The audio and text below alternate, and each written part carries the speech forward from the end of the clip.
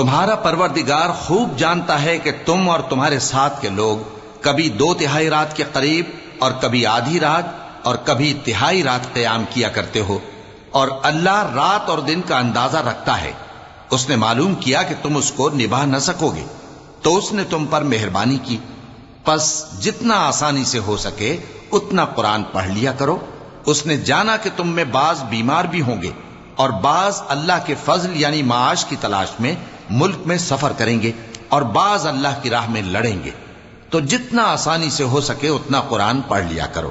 اور نماز قائم کرتے رہو اور زکوٰۃ ادا کرتے رہو اور اللہ کو نیک نیتی سے قرض دیتے رہو،